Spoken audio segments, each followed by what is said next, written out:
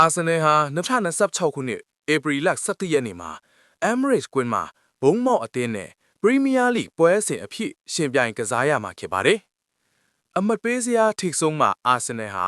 လက်ရှိမှာအမတ်ပေးစရာရဲ့အဆင့်30မှာရပ်တည်နေတဲ့ဘုံမောက်အသင်းကိုအိမ်ကွင်းမှာလက်ခံကစားရမှာဖြစ်ပါတယ်။အာဆင်နယ်ကရမှတ်80နဲ့ဘုံမောက်က42မှတ်နဲ့ရင်များလွန်တာကြောင့်အင်ရှင်အသင်းကသူတို့ရဲ့ယင်းနီးပြီးသားကွင်းမှာလွမ်းမိုးမှုကိုဆက်လက်တိုးချဲ့ဖို့ကြိုးစားပါလိမ့်မယ်။အာဆင်နယ်ဟာအိမ်ကွင်းမှာခြေစွမ်းပြနေပြီးပရီးမီးယားလိဂ်ပွဲစဉ်တွေရဲ့80%ကိုအနိုင်ရရှိထားပါတယ်။တစ်ဖက်တွင်မူဘုံမောက်အသင်းသည်လိအားလုံးတွင်နောက်ဆုံးအဝေးကွင်း6ပွဲမှာ4ပွဲတရေကျပြီးအဝေးကွင်းတွင်ခံနိုင်ရရှိမှုကိုပြသထားပါတယ်။ဂိုးသွင်းစွမ်းရည်အရဆိုရင်အာဆင်နယ်ဟာတည်ငြိမ်တဲ့ခြေစွမ်းပြနေပြီးနောက်ဆုံးကစားခဲ့တဲ့ပွဲစဉ်တွေရဲ့80%မှာ2ဂိုးနဲ့အထက်သွင်းယူနိုင်ခဲ့ပါတယ်။တစ်ချိန်တည်းမှာပဲဘုံမောက်အသင်းဟာနောက်ဆုံးအဝေးကွင်း10ပွဲမှာ2.5ဂိုးထပ်ပိုသွင်းယူထားနိုင်ခဲ့ပြီးဂိုးသွင်းနုံးမြင့်မားတဲ့အသင်းတစ်တင်းအဖြစ်ပါဝင်နေပါတယ်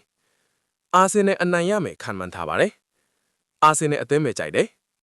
လီဗာပူးအသင်းဟာ2026ခုနှစ်ဧပြီလ17ရက်နေ့မှာအန်ဖီမှာဖူဟန်အသင်းနဲ့ပရီးမီးယားလိဂ်ပွဲစဉ်အထိရင်ဆိုင်ကစားရမှာဖြစ်ပါတယ်။အမတ်ပေးစရာမှာအဆင့်9နေရာမှာရပ်တည်နေတဲ့လီဗာပူးအသင်းဟာအဆင့်9နေရာမှာရပ်တည်နေတဲ့ဖူဟန်အသင်းနဲ့ရှင်ပြိုင်ကစားရမှာဖြစ်ပြီးအကျိတ်နဲ့ရှင်ပြိုင်ရမယ့်ပွဲတစ်ပွဲထိလာနိုင်ပါတယ်။ရမှတ်49မှတ်နဲ့လီဗာပူးအသင်းဟာမကြာသေးခင်ကကစားခဲ့တဲ့ပွဲစဉ်တွေရဲ့90%မှာရှုံးနိမ့်မှုတွေနဲ့ရင်ဆိုင်နေရပါတယ်။တစ်ဖက်တွင်မူဖူဟန်အသင်းသည်အမတ်ပေးစရာတွင်ရမှတ်44မှတ်ထင်အဝေးကွင်းနောက်ဆုံး6ပွဲမှာ3ပွဲရှုံးနိမ့်ထားပါတယ်။လိဂ်မှာသူတို့နှစ်သင်းရဲ့ထိပ်တိုက်တွေ့ဆုံမှုနောက်ဆုံး6ပွဲမှာလီဗာပူးကဖူဟန်ကို3ပွဲနိုင်ထားပါတယ်။အန်ဖီမှာကစားမယ့်ပွဲစဉ်ကအသင်းနှစ်သင်းကြားစိတ်ဝင်စားစရာကောင်းတဲ့ပွဲစဉ်တစ်ပွဲအတွက်အစပြုတ်လိုက်တယ်လို့ပါပဲ။ဒီပွဲမှာလီဗာပူးအနိုင်ရမယ်လို့အယ်ဂေါ်ရီသန်ကခန့်မှန်းထားပါတယ်။ RB Leipzig အသင်းဟာ2026ခုနှစ်ဧပြီလ10ရက်နေ့မှာ Red Bull Arena မှာ Borussia Mönchengladbach အသင်းနဲ့ Bundesliga ပွဲစဉ်ထိရှင်ပြိုင်ကစားရမှာဖြစ်ပါတယ်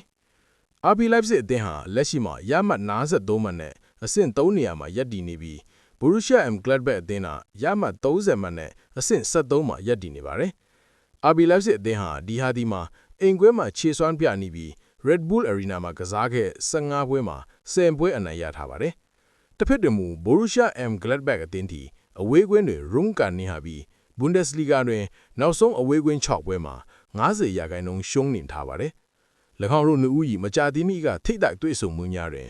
RB Leipzig သည် Borussia Mönchengladbach နှင့်နောက်ဆုံးတွေ့ဆုံမှု6ချိန်တွင်90%တွင်အနိုင်ရထားပါတယ်။ RB Leipzig အသင်းဂိုးပြတ်နဲ့အနိုင်ရဖို့ခံမှန်းထားပါတယ်။ Serie A ပွဲစဉ် AC Milan သည်2026ခုနှစ်ဧပြီလ17ရက်နေ့တွင် Udinese နှင့်ရှင်ပြိုင်ရမည်ဖြစ်သည်။